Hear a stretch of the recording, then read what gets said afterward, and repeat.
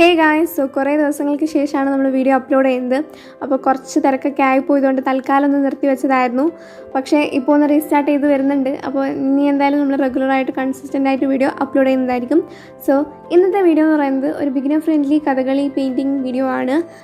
പിന്നെ ഞാനൊരു പ്രൊഫഷണൽ ആർട്ടിസ്റ്റോ കാര്യമൊന്നും അല്ലാത്തതുകൊണ്ട് തന്നെ എൻ്റെതായ രീതിയിലുള്ള കുറേ മിസ്റ്റേക്സും കാര്യങ്ങളൊക്കെ ഉണ്ടാവും. അപ്പോൾ അതൊക്കെ ഒന്ന് ക്ഷമിക്കുക. ഞാൻ ഇനിയും ഇമ്പ്രൂവ് ചെയ്യാൻ വേണ്ടി ശ്രമിക്കുന്നതായിരിക്കും.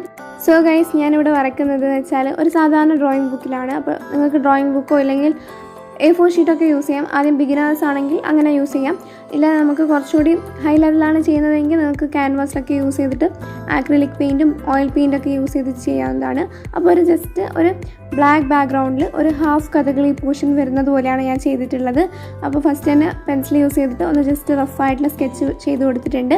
അതിൻ്റെ ബേസിസിലാണ് നമ്മൾ പിന്നെ ഡീറ്റെയിലിങ് കാര്യങ്ങളും അതുപോലെ തന്നെ പോസ്റ്റർ പെയിൻ്റൊക്കെ യൂസ് ചെയ്തിട്ട് നമ്മൾ കുറച്ച് കാര്യങ്ങളൊക്കെ, അതായത് ഫില്ലിങ്ങും കാര്യങ്ങളൊക്കെ ചെയ്ത് കൊടുക്കുന്നത്. അപ്പോൾ നിങ്ങൾക്ക് അങ്ങനെ വേണമെങ്കിൽ ചെയ്യാമില്ലെങ്കിൽ ക്യാൻവാസിലേക്ക് ഡയറക്റ്റായിട്ട് ചെയ്യുകയാണെങ്കിൽ പെൻ യൂസ് ചെയ്തിട്ടൊന്ന് ജസ്റ്റ് റഫ് സ്കെച്ച് വരച്ചിട്ട് പിന്നെ ചെയ്യുന്നതായിരിക്കും കുറച്ചുകൂടി ബെറ്റർ എന്ന് പറയുന്നത്. അപ്പോൾ 0 ബ്രഷും ഫ്ലാറ്റ് ബ്രഷും മാത്രമാണ് ഞാൻ ഈ ഒരു പെയിൻറ്റിങ്ങിന് വേണ്ടിയിട്ട് യൂസ് ചെയ്തിട്ടുള്ളത്. പിന്നെ കോമ്പസ് ശരിക്കും യൂസ് ചെയ്യരുത് നമ്മൾ ഇങ്ങനത്തെ ഡ്രോയിങ്ങിനൊന്നും. പിന്നെ ഒരു പെർഫെക്ഷൻ കിട്ടിക്കോട്ടെ എന്ന് വെച്ചിട്ടാണ് ഞാൻ കോമ്പസൊക്കെ യൂസ് ചെയ്തിട്ടുള്ളത് സർക്കിൾസ് വരയ്ക്കാൻ വേണ്ടിയിട്ട്. അപ്പോൾ നമ്മൾ പിന്നെ ആദ്യം റഫ് സ്കെച്ച് വരച്ചെടുത്തു. എന്നിട്ട് പിന്നെ നമ്മൾ ഫില്ലിങ് ചെയ്യാൻ വേണ്ടി സ്റ്റാർട്ട് ചെയ്തിട്ടുണ്ട്. അപ്പോൾ ഓരോ ഡീറ്റെയിലിങ്സും നമ്മൾ എത്രത്തോളം മൈന്യൂട്ടായിട്ട് നീറ്റായിട്ട് ചെയ്യുന്നോ അത്രത്തോളം നമുക്ക് നല്ല ഭംഗിയുള്ള പിക്ചേഴ്സ് കിട്ടും.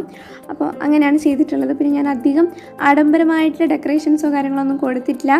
സിമ്പിളായിട്ടുള്ള രീതിയിൽ ഡോട്ട് ഇട്ടൊക്കെ കൊടുത്തിട്ടുണ്ട്. പിന്നെ ഒരു 2-3 പാറ്റേൺസ് കണ്ടിന്യൂ ആയിട്ട് ചെയ്തിട്ട് കൊടുത്തിട്ടുണ്ട്. അങ്ങനെയുള്ളതൊക്കെയാണ് കൊടുത്തിട്ടുള്ളത്. അപ്പോൾ ഇതാണ് നമ്മുടെ ഔട്ട്പുട്ട് എന്ന് പറയുന്നത്. അപ്പോൾ എങ്ങനെയുണ്ട് എന്നുള്ളതൊക്കെ കമൻറ്റ് സെക്ഷനിൽ പറയാം. ഇനി എന്തൊക്കെ വീഡിയോസാണ് വേണ്ടതെന്നൂടെ കമൻറ്റ് ചെയ്യുക. അപ്പോൾ ബൈ, താങ്ക് യു.